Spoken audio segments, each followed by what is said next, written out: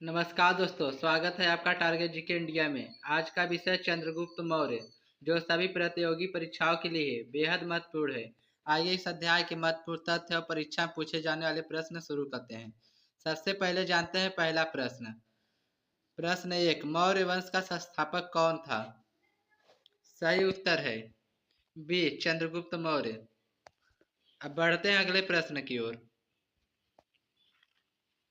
प्रश्न 2, चंद्रगुप्त मौर्य ने किस वंश के अंतिम शासक को पराजित किया था? सही उत्तर है बी, नंद वंश को। अब बढ़ते हैं अगले प्रश्न की ओर। प्रश्न 3, चंद्रगुप्त मौर्य के गुरु और प्रमुख सलाहकार कौन थे? सही उत्तर है सी, चाणक्य। चलिए बढ़ते हैं अगले प्रश्न की तरफ। प्रश्न 4, चाणक्य को अन्य किस नाम से जाना जाता है?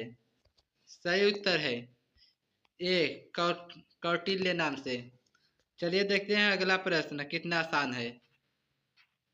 प्रश्न 5, चंद्रगुप्त मौर्य ने मौर्य साम्राज्य की स्थापना लगभग किस वर्ष की थी? सही उत्तर है ए, 322 ईसा पूर्व में।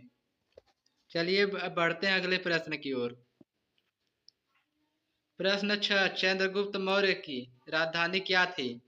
सही उत्तर है सी, पाटलिपुत्र। अब बढ़ते हैं अगले प्रश्न की ओर।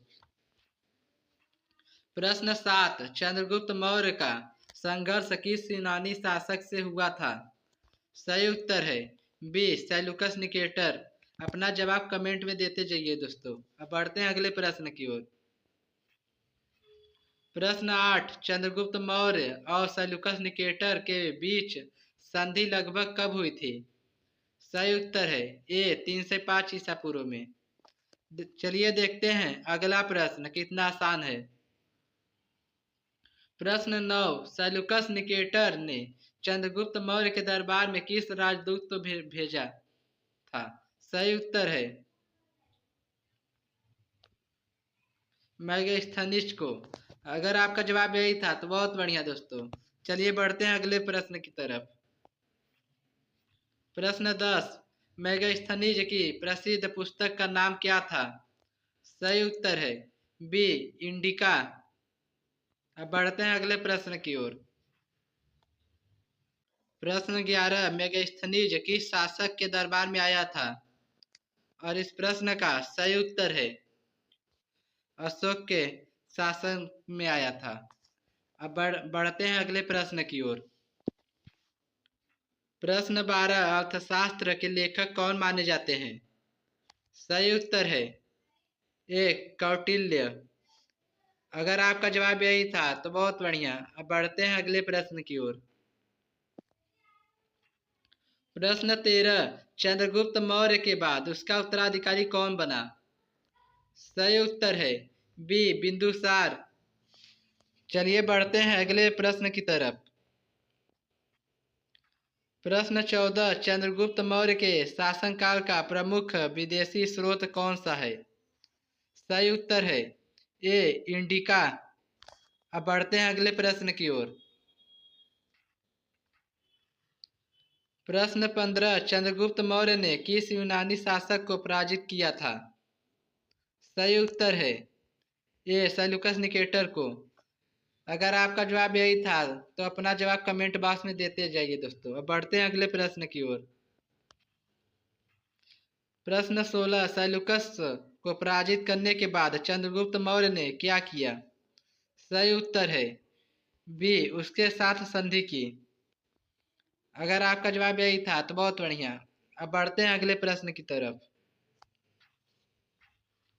प्रश्न 17, पाटलिपुत्र का विस्तृत वर्णन किस विदेशी लेखक ने किया था? सही उत्तर है ए, मेगास्थनीज ने। अब बढ़ते हैं अगले प्रश्न की ओर। प्रश्न 18, चंद्रगुप्त मौर्य के साम्राज्य की राजधानी कौन सी थी? सही उत्तर है ए, पाटलिपुत्र। अब बढ़ते हैं अगले प्रश्न की ओर। प्रश्न 19, चंद्रगुप्त मौर्य के जीवन की अंतिम समय में वह किस धर्म से प्रभावित हुआ? सही उत्तर है बी जैन धर्म से। अगर आपका जवाब यही था तो बहुत बढ़िया। अब बढ़ते हैं अगले प्रश्न की ओर। प्रश्न 20, चंद्रगुप्त मौर्य के अंतिम जीवन से किस जैन आचार्य का संबंध था? सही उत्तर है ए भद्रबाहु। अब बढ़ते हैं अगले प्रश्न की ओर। प्रश्न 21, चंद्रगुप्त मौर्य के अंतिम जीवन का संबंध किस स्थान से माना जाता है? सही उत्तर है बी श्रवणबेलगोला। चलिए देखते हैं अगला प्रश्न। प्रश्न 22, श्रवणबेलगोला वर्तमान में किस राज्य में स्थित है? सही उत्तर है बी कर्नाटक राज्य में स्थित है। अब बढ़ते हैं अगले प्रश्न की ओर। प्रश्न 23, चंद्रगुप्त मौर्य ने जैन परंपरा के अनुसार किस प्रकार अपने जीवन का अंत किया? सही उत्तर है ए सल्लेखना द्वारा अपने जीवन का अंत किया। अब बढ़ते हैं अगले प्रश्न की ओर। प्रश्न 24, चंद्रगुप्त मौर्य के साम्राज्य की स्थापना में किसकी महत्वपूर्ण भूमिका थी? सही उत्तर है ए चाणक्य की महत्वपूर्ण भूमिका थी। अब बढ़ते हैं अगले प्रश्न की ओर। प्रश्न 25, नंद वंश का अंतिम शासक कौन माना जाता है? सही उत्तर है ए घनानंद। चलिए देखते हैं अगला प्रश्न कितना आसान है। प्रश्न 26, चंद्रगुप्त मौर्य ने किस नगर को अपनी राजधानी बनाया था? सही उत्तर है ए पाटलिपुत्र। अगर आपका जवाब यही था तो बहुत बढ़िया। चलिए बढ़ते हैं अगले प्रश्न की तरफ। प्रश्न 27, इंडिका मुख्यतः किसकी जानकारी देती है? सही उत्तर है ए मौर्यकालीन भारत की सही जानकारी देती है। अब बढ़ते हैं अगले प्रश्न की ओर। प्रश्न 28, मेगास्थनीज किस शासक का राजदूत था? सही उत्तर है बी सेल्यूकस निकेटर का। अब बढ़ते हैं अगले प्रश्न की ओर। प्रश्न 29, चंद्रगुप्त मौर्य ने किस साम्राज्य की नींव रखी? और इस प्रश्न का सही उत्तर है ऑप्शन बी मौर्य साम्राज्य की नींव रखी। अब बढ़ते हैं अगले प्रश्न की ओर। प्रश्न 30, मेगास्थनीज भारत किसके प्रतिनिधि के रूप में आया था? और इस प्रश्न का सही उत्तर है ए सेल्यूकस निकेटर के नेतृत्व में आया था। अब बढ़ते हैं अगले प्रश्न की ओर। प्रश्न 31, चंद्रगुप्त मौर्य और सेल्यूकस की संधि का प्रमुख परिणाम क्या था? और इस प्रश्न का सही उत्तर है मौर्य साम्राज्य का पश्चिम की ओर विस्तार। अगर आपका जवाब यही था तो बहुत बढ़िया। अब बढ़ते हैं अगले प्रश्न की ओर। प्रश्न 32, चंद्रगुप्त मौर्य के इतिहास के प्रमुख स्रोतों में कौन कौन शामिल हैं? सही उत्तर है डी उपयुक्त सभी। अब बढ़ते हैं अगले प्रश्न की ओर। प्रश्न 33, चंद्रगुप्त मौर्य किस काल में के प्रमुख शासक थे? सही उत्तर है ए प्राचीन भारत के। अब बढ़ते हैं अगले प्रश्न की ओर। प्रश्न 34, चाणक्य ने चंद्रगुप्त मौर्य को किस वंश को समाप्त करने में सहायता की? सही उत्तर है नंद वंश को। अब बढ़ते हैं अगले प्रश्न की ओर। मेगास्थनीज ने किस नगर का विस्तृत वर्णन किया था? और इस प्रश्न का सही उत्तर है पाटलिपुत्र का विस्तृत वर्णन किया था। चलिए बढ़ते हैं अगले प्रश्न की तरफ।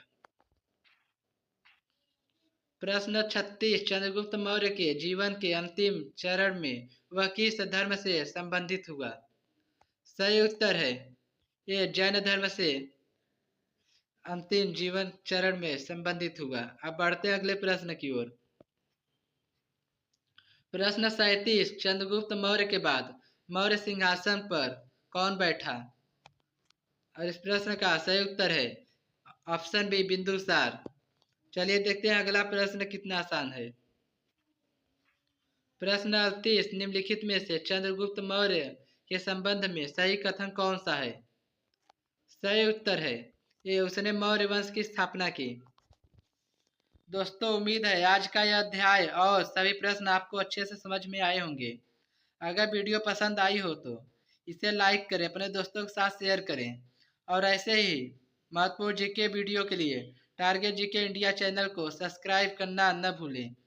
मिलते हैं अगली वीडियो में एक नए अध्याय और नए सवालों के साथ। धन्यवाद। जय हिंद।